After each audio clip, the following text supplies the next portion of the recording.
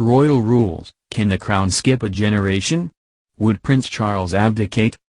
The royal family is bound by strict rules and protocols which guide their lives in the public eye and have shaped their composition for generations.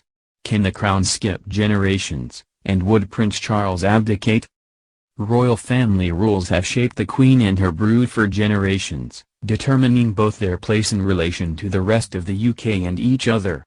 One of the most deterministic regulations in place is the order of the line of succession, from which the monarchy rarely deviates. Can the crown skip a generation? The crown has passed through various royal families in the UK for hundreds of years, with both family members and politicians guiding its path. Traditionally, it travels generations from parent to child, but without an heir, it may pass to a more distant relative. The general rule of thumb dictates if there is an immediate heir, it must pass to them, but recently people have questioned whether it may skip a generation. Prince Charles is next in line to the throne following Queen Elizabeth II, and he has spent most of his life waiting for the honor. Now 71, people believe he may be too old to hold the throne for long, which has led to speculation it may pass instead to Prince William. However, under common law, while Prince Charles remains heir, he will automatically take it on.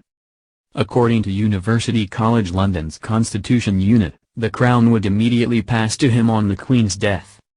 The only avenue for Prince William to become king with his father still in line would be if Prince Charles chose to abdicate. To do so, the policy unit said he would need to legislate with Parliament.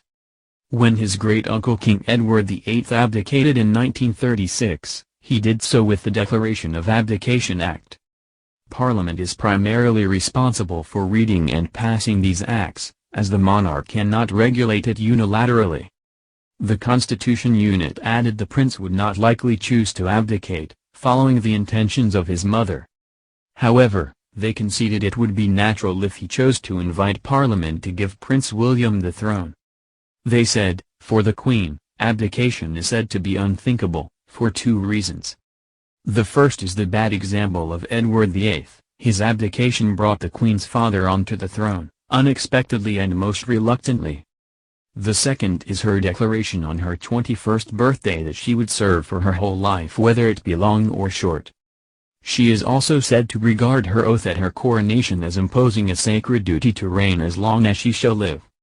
Having waited over 60 years as heir apparent, it would be perfectly natural for Prince Charles to want to assume the throne and perform the royal duties for which he has spent so long preparing and waiting.